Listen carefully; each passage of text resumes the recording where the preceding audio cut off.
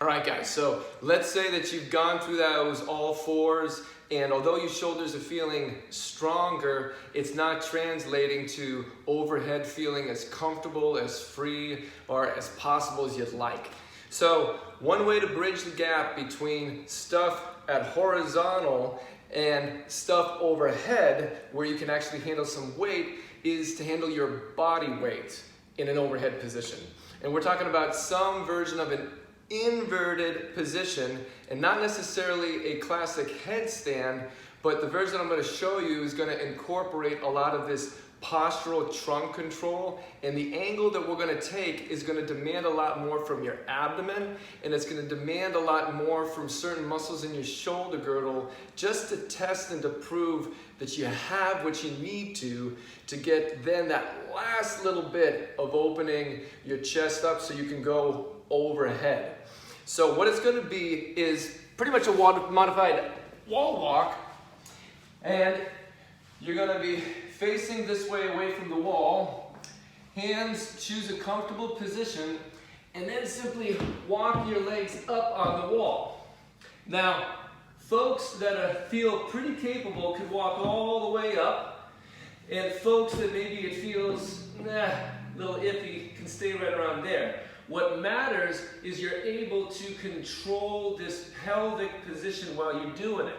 We want to keep a bit of a tilt as you're reaching, whether your hips and knees are bent, whether they're straight out.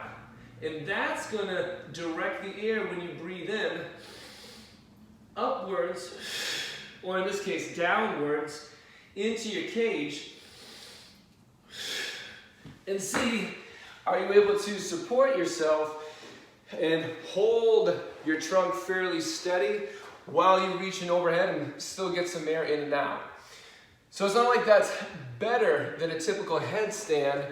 This just tests and trains some things that you're going to need, so perhaps you could actually do and thrive off of a typical headstand, where you're going to get much more of an open position with your arms overhead, and find that place where you're almost working the least so you can balance and endure. You'll notice that this is slightly inclined, and the reason for that is so that you can keep collarbones reaching forward and away and still challenge a bit of your abdomen while you're doing it. You can progress this by going closer to the wall, but don't hesitate to find the angle where it's challenging but you can do it. Once it gets about 45 further away from the wall, it's a bit ridiculous.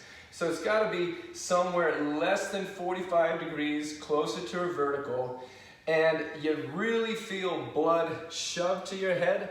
You really feel your shoulders challenged. You're not able to hold this for a while, and you simply do a few breaths and see, can you do it? Does it feel hard but not pinching, not jamming your shoulders? And after doing it, does that result in you being any more free going overhead? If so, fantastic. You keep repping it out until you can get closer to the wall and then start more easily handling typical weight above head. So again, you find your distance away from the wall, walk on up, hips and knees bent or straight, tuck a tail, reach, breathe in, and then breathe out. Few breaths, and then come on down. So give them a go, let me know how they feel. Regardless, I hope that helps.